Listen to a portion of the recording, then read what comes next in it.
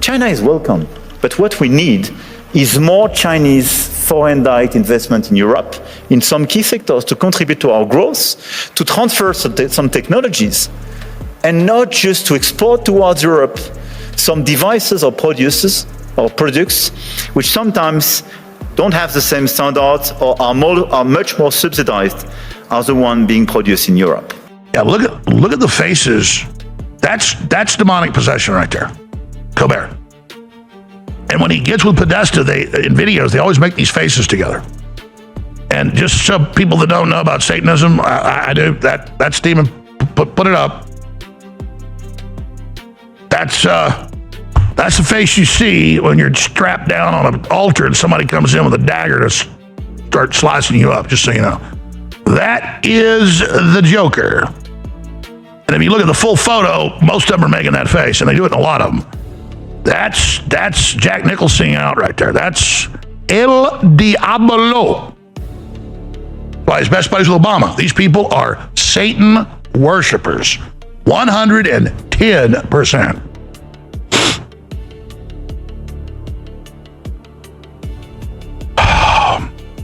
And I know most of you never run into this, so you don't understand it. I have run into it. And that's a whole nother long story I've told before. But if you ever got lured into a satanic ceremony or anything, most people got hoods over their heads, but the high priest and the other people don't, and that's the faces they're making right there. I mean, that's it, so you know. That's like in the remake of The Twilight Zone in the 80s, where he picks up the hitchhiker. He says, "You want to see something really scary? Want to see something really scary?" And that's what it is. So just, you need to understand, ladies and gentlemen, what you're dealing with. Hold on one second. We're about to get to the bottom of this, ladies and gentlemen. This don't make no sense whatsoever. Welcome to the Dark Waters channel, where we explore mysteries, figure out the truth, dive into politics, and anything else you want to know about. That's what we're doing over here, baby. Let's go. Let me tell you something, ladies and gentlemen. This offensive that I'm watching at Davos is amazing. It's amazing offensive. You got to understand, every year the World Economic Forum has their Davos meetings, and they all get together and they talk all this trash, and nobody was there. It was like nobody brought the fight to Davos. You know what I'm saying? Nobody had the balls to go to their world stage and say, "Hey, we coming in your house where y'all make all y'all plots and plans and schemes, and we telling you, hey, screw you, you dirty sandy beach. Screw you, you lizard person." Until now. Oh boy, it's going down. I'm yelling timber. You better move. You better dance.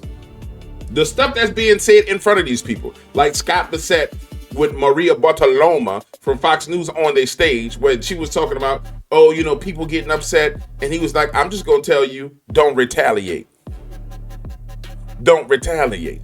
Man, these dudes is over here head busting and wig splitting at the World Economic Forum. And you know, this is what I like to call, for real, elite white on white violence. This is the elites having white on white violence. This is criminal white on white violence happening right here. They are going over there and slapping them around unlike anything I've ever seen. It is assault after assault after assault going on at World Economic Forum. And I'm not gonna lie to you, I'm getting a little bit of an erection watching it. Yeah, just a little bit. You know what I'm saying? Because this is amazing, man. It's amazing. Here's Scott Lugnet in their house talking to him. Talk to him, Scott. Talk to him, Scott. Can I bring you back to Greenland? No.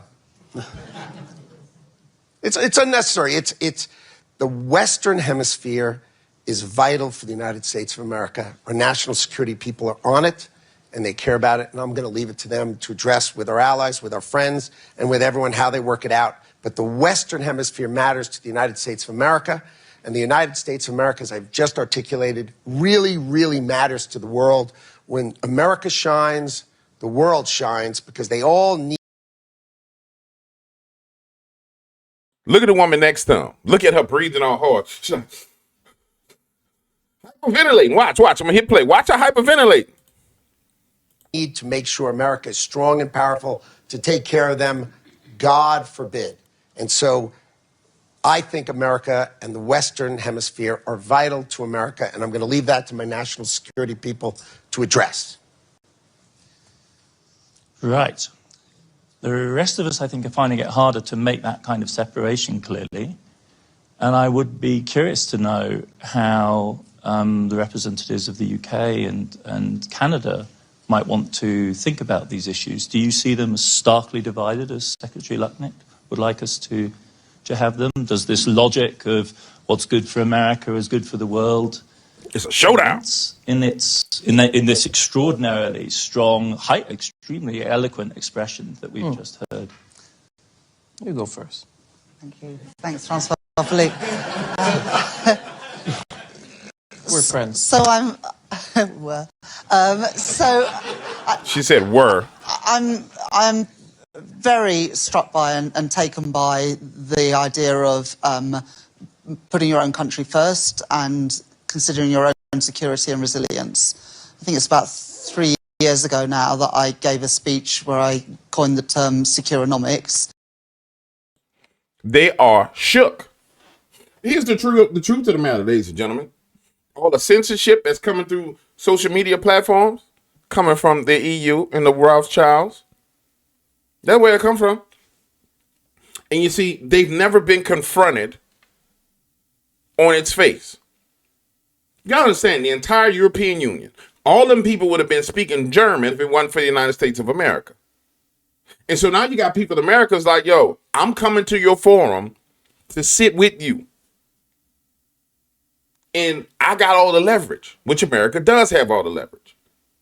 When you look at it, we paid $22 trillion for all their defense. So while America's citizens were paying taxes, they didn't have to pay for their own defense. They spent all their money on social programs and roads and bridges and healthcare and all the rest of this. And then they took that money and started giving it to these groups like the World Economic Forum because they were supplemented by the American people. So now the money's getting cut off. And the reality is dawned on them. Watch. I know you don't believe me. Hold on. And here's the gangster Scott Bassett telling them, sit back, relax, breathe. There's nothing you can do about it. We're taking Greenland.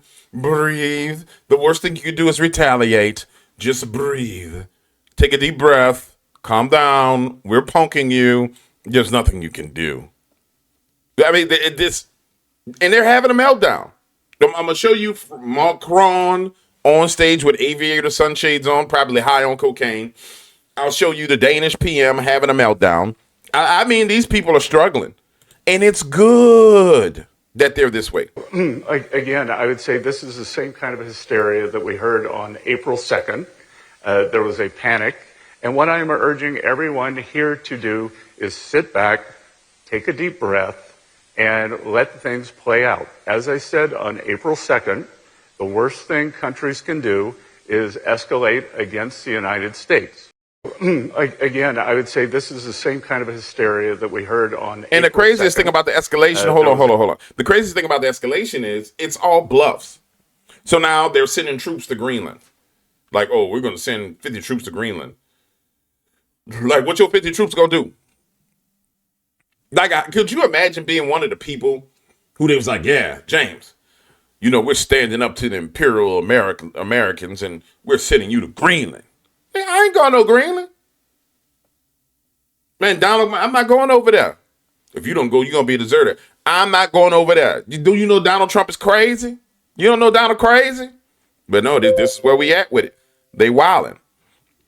Hold on, here he is right here. He go to German. He go to the here he go right here. Here he go talking crazy. Just talking reckless for no reason. No, you can't win. Ain't nothing you could do. But you're just talking reckless. And I don't know who in the Danish parliament decided that they was going to let this dude get up here and speak for him and just say stupid stuff.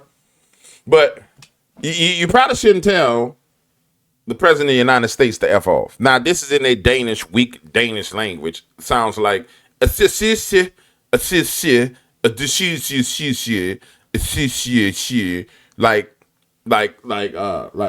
he got a bunch of poop in his mouth. Thank you. Urmează domnul Anders Vistisen.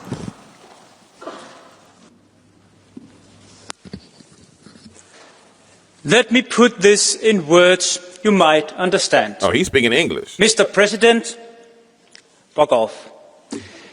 Learn how to Det var curse, næsten man. sådan ordene lød, da jeg for et år siden stod på den selv samme talerstol og sagde meget klart, at hvis Trump...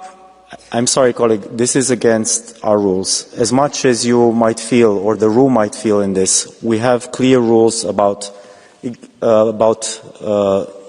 cuss words, language that is inappropriate in this room. I'm sorry to interrupt you, but it is unacceptable, even if you might have strong political feelings about this.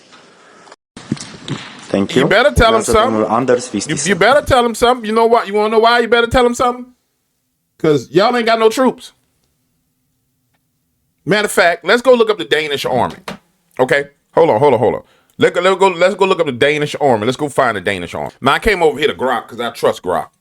I'm going to let you know I trust Grok more than I trust any of the AIs. And I just said, hey, Grok, you know, in the past 50 years, how many times Denmark and Danish people been to war? And what kind of troop deployments did they make to war? Watch this. Afghanistan war from 2001 to 2021, it deployed nearly 20,000 personnel over the years. So in 20 years, 20,000 people went to war. Then in Iraq, from 2003 to 2007, they had 500 people go fight. 500. So over a 20-year time span, you've had 20,500 people get some serious combat experience. What the hell y'all gonna do, Denmark? I'm serious. What the hell y'all gonna do? And y'all can keep listening to Lil Macron. Because Lil Macron is just telling everybody up front right now, no, we rolling with China. It ain't hitting no more, ladies and gentlemen. You don't believe me? Watch this. European Union is no longer hiding the fact that they are enemy. Hold on, watch this. Here go cokehead, tranny husband, Macron. We need more Chinese direct investment in Europe in some key sectors. So he basically said, hey, China, come invest with us. Give us your money, China. I hope Donald punish all you raggedy bastards. Everything they got America paid for. Today, with technological, military, logistical support, Russia would not have been able to continue to fight up until this point. So how important, from your perspective, and others can weigh in, is the role of China? Gee, that scared me, man. I guess Jesus want us to hear about this, because this just popped on in the background. You know, he must want us to listen to this, because that just scared the hell out of me, man. I'm telling you, I'm sitting there, and it just popped on. So we're going to have to go see what this dude talking about. Hold on. Let's see what the hell he talking about. Back the very start of the large-scale invasion after 2022, in the world media, there was a lot. Around springtime, summertime 2022, there was a lot of articles and a lot of videos, a lot of opinions as to how from China to Russia there were military planes and they were bringing washing machines, computers and other items. And all of this, and all of this was happening because all of a sudden there was a critical requirement for all kinds of microchips and controllers, and at the very start of the war, China wasn't selling them, and that's a fact. Then later, China understood how this can be used, and Russia, as the aggressor, found itself under more sanctions than before, and they were looking for solutions. And obviously, they were using business channels. And of course, there was a silent agreement from above, and they were able to find a reliable partner for these reliable channels of supply of electronics and electronic components. Then they had all kinds of manufacturing machines, manufacturing materials that they used to make various components for weapons. So this cooperation was intensifying, and Russia was paying huge money for it, much more than any other country would have paid before, but they had no other option. And China started taking advantage of this situation. Can you blame them? Well, I guess it's a philosophical issue. They had an opportunity to make these windfall profits. After this, there was a political part. They started having even more influence over the Russian Federation. The stricter the sanctions outside, the further Russia was moving into the embrace of China. Yeah. I get what the Ukrainian boy is saying. Now, I'm gonna tell you like this. This is gonna sound mean, but anybody who got hair that swoop to the side like this, they most likely touch on their children. Sorry. If they have swooping like this, they touch on kids. Go look at the majority of the images of the pedos. They have swoop like that to the side and just swoop. It either swoop down like this. They touching on children. It's just statistically that's what they look like. They got swooping hair like this. That's what they do. Don't believe me? Go look it up. Let's go back to Macron, man. I get what's going on with that. Just so you get the interpretation of it. We're in the midst of talking about China and how China, the EU is saying that they want China to come in and help them, and then the Lord shows us, no. China is prepositioning itself as it's our preeminent enemy because China is selling stuff through Russia to make warfare with Ukraine, which is a proxy war against America. Now China is going through the EU because the EU a bunch of tricks. They don't have nothing. I'm serious. Like these dudes, they don't have nothing, so they need a big bully to help them. So this is what Macron is going to say. China is welcome, but what we need is more Chinese foreign direct investment in Europe in some key sectors to contribute to our growth, to transfer some technologies, and not just to export towards Europe some devices or products which sometimes don't have the same standards or are much more subsidized as the one being produced in Europe. China is welcome, but what we need... Do you know what it means for an American ally to run up there and say, China is welcome? When you know everything the United States of America is doing is to cut off China from our hemisphere. That's why his punk behind got them glasses on. He don't want y'all to see his coked out eyeballs. Yeah. He don't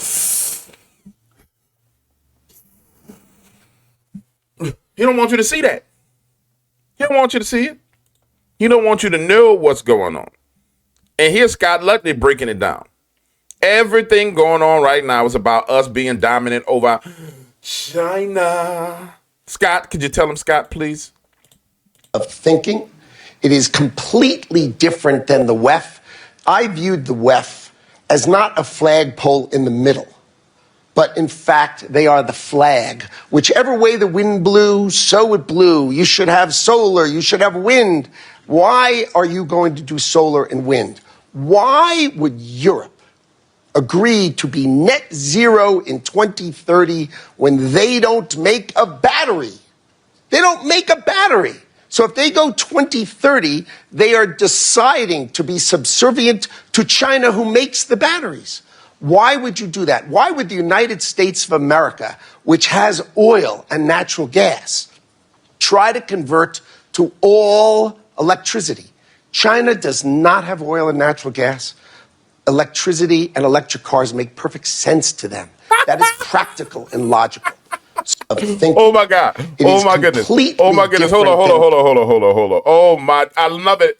I know you. I'm weird, but I want you to see this. I'm a weirdo. You love me because I'm a weirdo. Hold on. Let me look at this look on their face. Look at that. Look at the look on her face. She like, oh my goodness. Oh my. Scott Lutnick, like, before I started rapping, if your people heard my story, bet you be like, oh my goodness. Oh my. And I know you think it's weird that I'm getting excited over this, but this is the thing that you should be excited over. Look at that look. Make sure you can see that look. Let me make sure you can see that look. Look at that look right there on that face. Look at them looks. You see that look on that face? That's somebody that walked in your house and smacked the piss out you. Pop! And just told the truth. And it is the truth.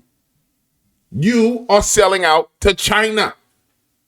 And look at it, the look captures it all. I can't believe there's some bitches up here saying this. Oh my goodness, I'm loving today. I knew it was gonna be a great day. Do I? Just woke it up in the morning, got to thank God. Mama made the breakfast with no hog, no barking from the dog, no smog. Yeah, that's what's going down. I'll be back later. Hit the like button.